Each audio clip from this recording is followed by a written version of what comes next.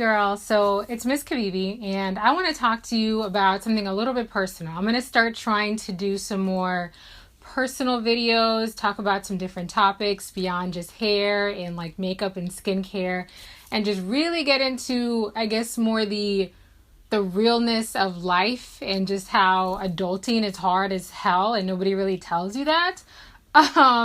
So one thing that I think I get asked a lot, I get like a lot of personal messages from people, is for me to talk about dating after you get divorced. If you're new to my channel, then please go ahead and subscribe. But if you're a longtime viewer, then subscriber, then you already know that I'm divorced. I got divorced a few years ago, and I did a video, and I'll put the link to the video up here so you can check it out, where I just talked about some of the things that helped me to get past my divorce. Now with dating, getting back into the whole dating scene, it can be scary, and that's perfectly normal. Like if you're not scared or anxious or apprehensive, then I kind of would wonder if you're actually ready for it. Because when you really think about it, open yourself up again to potentially be hurt, it's a scary thing, but you kind of have to do it. You know, like what's the other option? To just be by yourself, which that's fine if you choose that, but I think fundamentally human beings need connection. We need to feel connected to someone else. So for me, my experience was, it was interesting. It was a learning curve. I will say that, because I didn't really date much before I got married. I pretty much just, like in high school, I didn't really date a lot. In college, I didn't really date a lot. So for me, this was the first time in my life that I was actually going out and dating. And when I say dating, I just mean the process of meeting somebody new, saying yes to drinks, and you go sit down somewhere and y'all talk. So I know there's like different definitions. I'm not talking about like hookups or like Tinder flings or whatever else. No judgment. I don't judge. We're all grown. Do what you want to do. But for me, I wasn't really looking for that. So a couple of things that I think for me with dating was, one, being open-minded to dating different men, being open-minded to dating different races, different backgrounds, different ages. Some men I dated were older than me. Some of them were slightly younger than me. And that's important because you kind of want to hit reset in a way. And the way you kind of reset and recalibrate things is by having a wide variety of experiences. So I personally didn't want to like just end up in this habit of dating the same type of men, because I feel like you learn okay, first of all, dating for me was a lot of fun. I had a lot of fun when I was dating. I have some crazy ass stories. There's different things that I've told my friends, different things my friends have told me.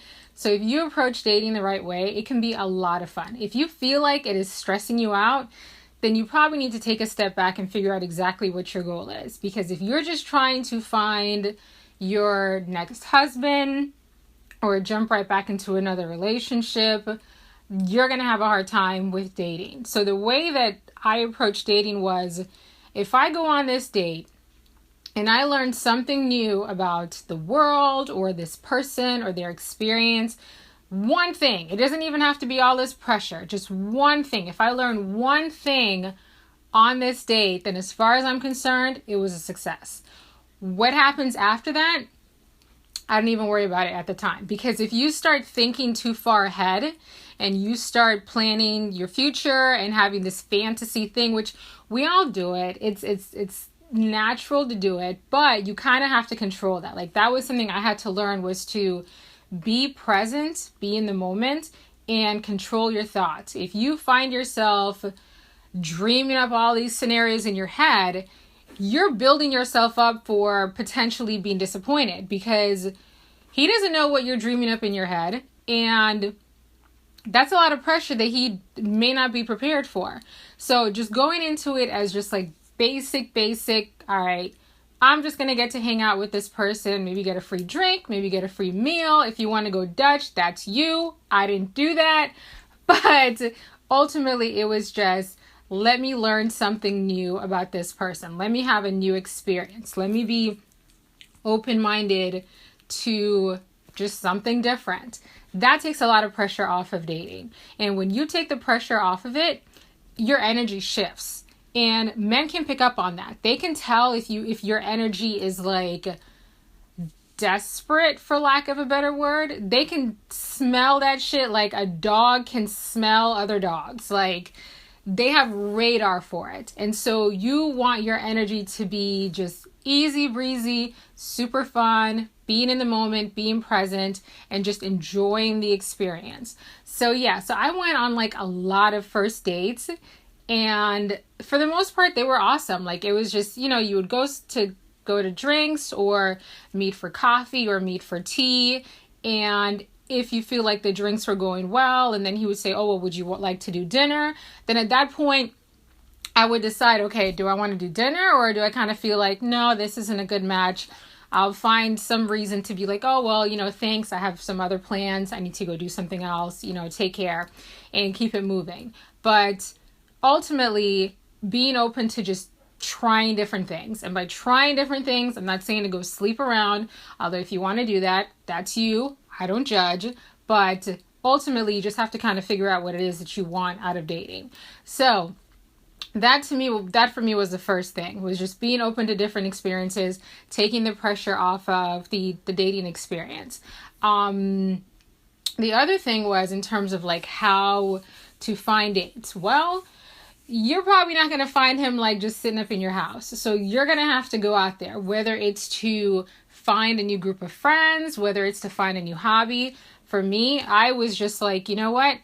I had this rule of, if anyone invited me to anything, friends, organizations, whatever the case was, I would say yes. So there's plenty of times where my coworkers would be like, oh, we're going to go get drinks, or this restaurant is having a special. Do you want to go? Yes, yes, yes, and yes. Go to everything you're invited to. You never know where you're going to meet someone that you click with. So if you feel like the only place you can do, or if you pretty much have a lifestyle where you just go to work and you go home, you're limiting yourself a lot. So whether it's going to church, going to happy hour, volunteering for some organization, joining some fundraiser type organization, everybody has a cousin. So you don't even have to necessarily go somewhere that men are. You just want to go somewhere that people are, human beings are, because you never know who they might know. You never know. So just being open. Oh, alumni associations too is a great place for you to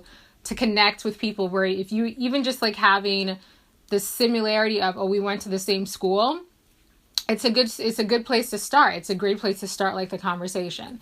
So that for me was a huge thing. So like 2013, 2014, I was everywhere. I was like if you saw my Instagram back then, like everyone joked and was like, oh, I was the party girl, and I was just like, in everybody's club and on everybody's list. And it was like, why not? Like, I'm young, I'm beautiful. Why not go out there and have a jolly good time? So I did. So I definitely, especially since I didn't do that, because like my 20s, I was just like so focused on school and career. I had fun, but I didn't have fun like this. So this was my chance to have fun and just like go out and just let my hair down and dance and meet people and, drink and party it up. Why not? I'm still young.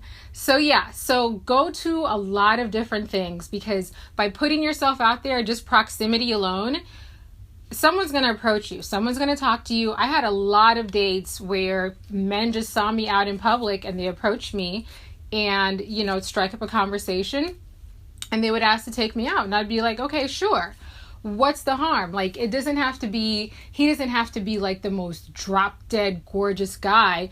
Like, take the pressure off of it. Just have fun. Just like get back into the practice of going out somewhere, putting on some makeup, putting on a cute dress, getting back into the tune of having conversations. There is an art to having conversations, and you need to practice that. And the best way for you to sort of practice that is with like these low pressure dates. Like, I would actively tell some of my friends, okay, if a guy asks you out, but you're not entirely Like, let's say in terms of like your interest level, you're like lukewarm, semi-interested, but yeah, no, not really, whatever.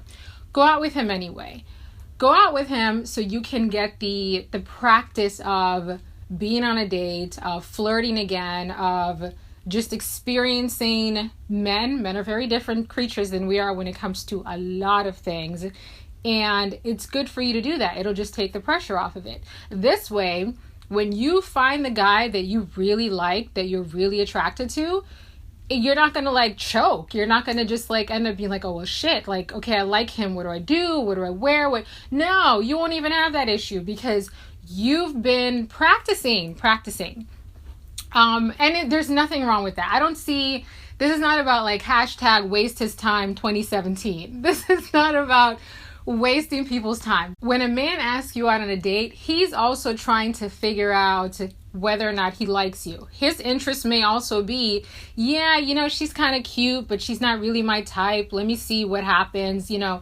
So everybody's going into the first date not expecting like marriage.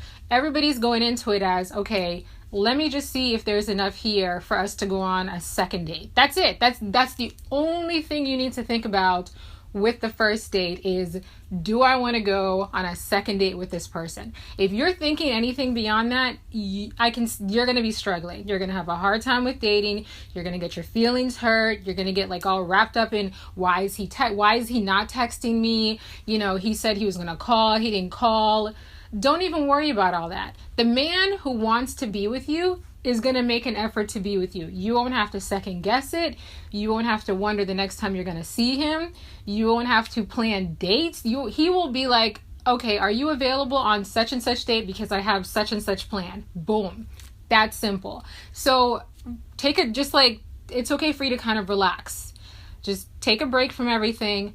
Don't put too much pressure on it and be open-minded. Another thing that I would say in terms of dating, specifically after divorce, is when do you sort of tell the person that you're divorced? For me, I sort of didn't really bring it up until it was like the right time to bring it up. And that's for a few reasons. One, the first date is not the time for you to be like laying out your little sob story. Nobody wants to hear that. Not on the first date anyway. So for the first date, you really just want to relax and just gauge what the energy is. This is not the time for you to be getting into super personal, deep, dark, you know, whatever your experience was. It's a little bit much to talk about on the first date. So in terms of when I would bring it up or when it would have to happen naturally. So with my current boyfriend, with Jeremy, for example, I think it was probably our third date when I told him. And so we were talking and he just sort of like looked at me and he gave me this look, and it's something like it's weird. Like, so I have this thing where you can pay attention and see when someone is thinking something. So he looked at me and I saw like this thought like flash across his face. And I was like, what was that? I was like, well, what were you just thinking just now? Because I just saw that like thought like flash across your face. And he was like, how are you single? He was like, how is it that you haven't been like, you know, married and have some kids and everything else? And I was like, well, I'm actually divorced. So yes, I did try at the whole marriage thing. It didn't work out and I'm here now. And that was it. That was the depth of what I went into the first time I brought it up. This was not the time to bring out the whole, you know, so we were too young or whatever the case may be. That's not the time for it. There's going to be a time for it later on, but let things come out organically. You don't have to force things. You don't need to give someone the nutshell version of your life in the first like 2 or 3 dates. It's too much. 2 or 3 dates, you're just trying to figure out, do I like this person enough to agree to go on the next date? That's it. So I think I'll sort of like stop here. This is the first time I've done this kind of video, so I'm really interested in just like opening up more with you guys about my life and just talking about just universal experiences that I think we all go through. So yeah, so leave a comment below. And let me know what tips you have. Like, what helped you to get back into dating after, whether it's a divorce, a breakup, a broken engagement, whatever the case may be. They're all breakups. They all suck. So we all know that universal experience. So yeah, so leave a comment below. Don't forget to thumbs up this video if you found it helpful. And also remember to subscribe to my channel. And yeah, also leave suggestions for what you guys want me to talk about next. Like, I'm open-minded. This 2017 for me is going to be my 0 given year, even though I bleeped that out, but that's, I still think it's a little crass to say the F word under certain circumstances, but that's neither here nor there. Anyway, so yeah, so go ahead and just leave a comment, ask me questions, any suggestions you want for topics for me to talk about life in general. All right, well, thanks you guys for watching. Mwah.